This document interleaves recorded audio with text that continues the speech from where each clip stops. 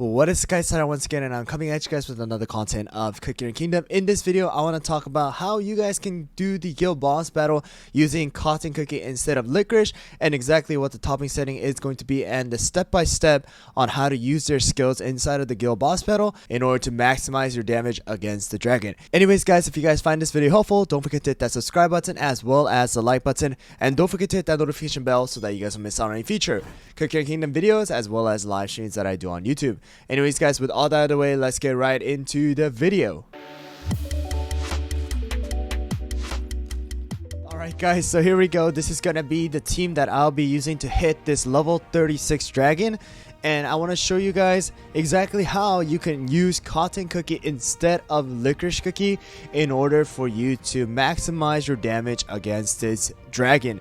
Alright guys, so here we go. I'm gonna first do a run and show you guys exactly how much damage I do with this kind of team right here, and then show you guys the topping and then the step-by-step, just like how I did with the licorice team. But here we go guys, let's get started.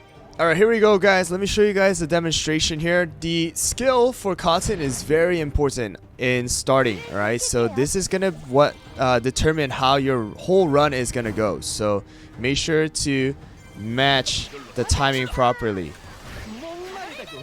Alright, there we go. And then rest of it, just the first set is where you need to manually do it, and the rest you can actually do it automatically. So here we go.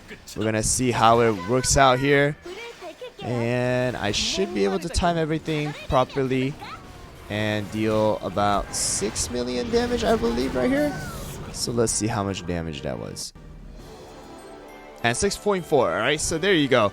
And I know you guys couldn't see the damage last time, so here you go. 1.8 million damage from Vampire, 1.1 million from Cotton, 1.7 million from Poison Mushroom, 1.8 million from Sorbet, as well as 300,000 for Dark Choco.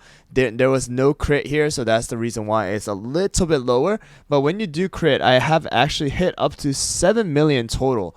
So yeah, so let me just show you guys the toppings that I'm using for each of the cookies, and let's get into the step-by-step. Alright, so here we go. Alright guys, so Dark Choco is going to be changed a little bit. So what I found out is, in order for Dark Choco to use the skill at the 48-second mark, or that's exactly when the dragon puts the head down, you need to have at least 5.5 to about 6% cooldown in order for Dark Choco to use it. Of course, the timing can be different depending on when you actually use the skill. Alright, in the beginning. So if you do think that there's going to be a little bit of miss, and while you're practicing you see that Dark Choco is either using it later or earlier, then adjust the cooldown accordingly. But about 5.5 to 6% is around where I found it being very good. And then Sorbet is using the same exact build as my licorice build, right? So 8.1% cooldown, about 9% is the highest you could have it, and then about 7% I believe is the minimum that you can have in order for Sorbet to use the skill during the time of the slingshot. Poison Mushroom is the same as well. You want to have at least about 4.5 to 6% cooldown. I say 5% is a very average. It's a good place to put it so that Poison Mushroom can use the skill faster without dying. And then Cotton is the most important part here. In order for Cotton to use the skill a lot faster, in order for her to use the skill to block the dragon's damage, you need to have at least 24% on your cooldown. Okay, this is going to be for your higher level dragons. Okay, so I believe there is a build that you can actually do for the lower level dragons. It does not require this much cooldown, but for what I've found out, for this higher level dragon, you need to have at least 24%, which makes it so that you can have 29% cooldown on Cotton's actual skill.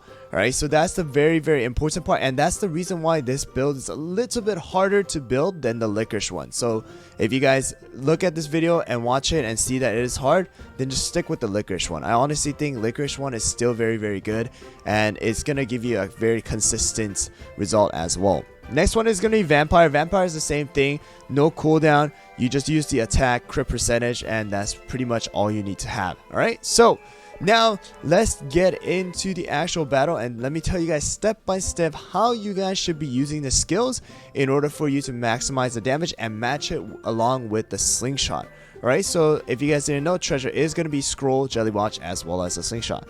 So let me do a practice run and show you guys exactly the timing of each of these skills. So The start is very, very important. As you can see, Cotton did have a 4-second start, and Sorbet is going to have a 5-second start. So, in order to match the timing for every single one of them, the start for Cotton's skill is very important. And let me pause it at the perfect time to show you guys exactly when to use and click on Cotton's skill, alright?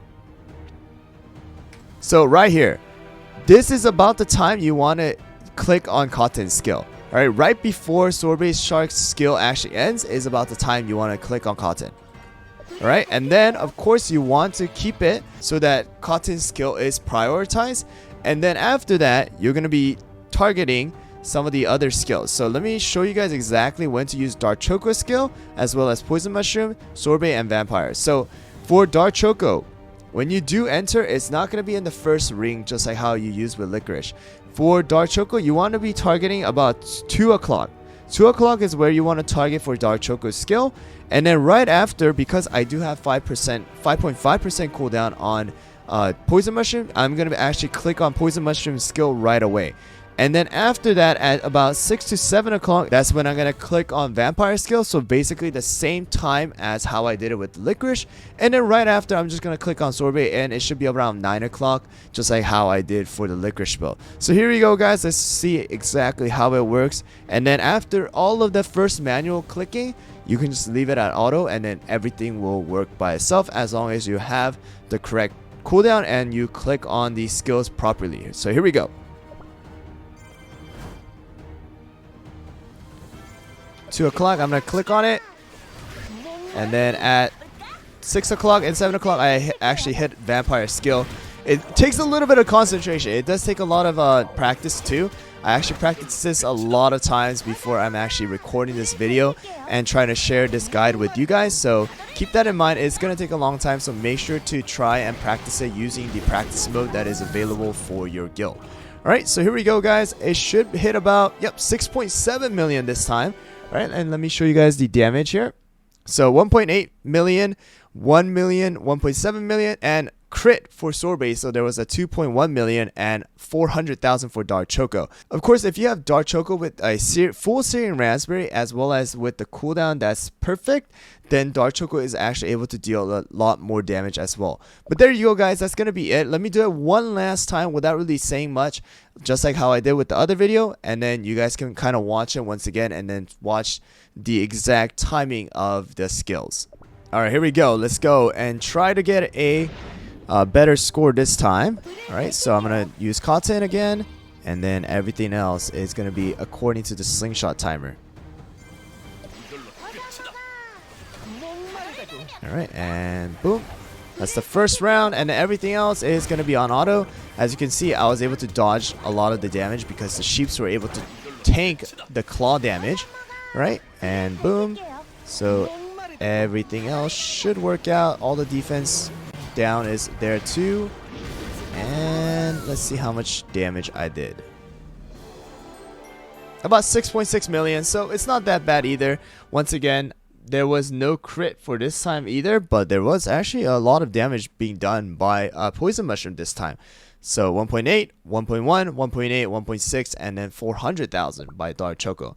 But there you go, guys. That's going to be it for this video. I hope you guys found it helpful. I am going to be zooming in on the time as well as the slingshot time to show you guys exactly when to use the skill. Alright, so that you guys can practice it and to see exactly what you are aiming for when you guys are using each of these cookie skill. I hope you guys found it helpful. If you guys did, don't forget to hit that subscribe button as well as the like button. And don't forget to hit that notification bell so that you guys don't miss out on any future Cookie Run Kingdom videos as well as live streams that I do on YouTube. Anyways, guys, thanks for watching this video once again, and I'll see you guys all next time.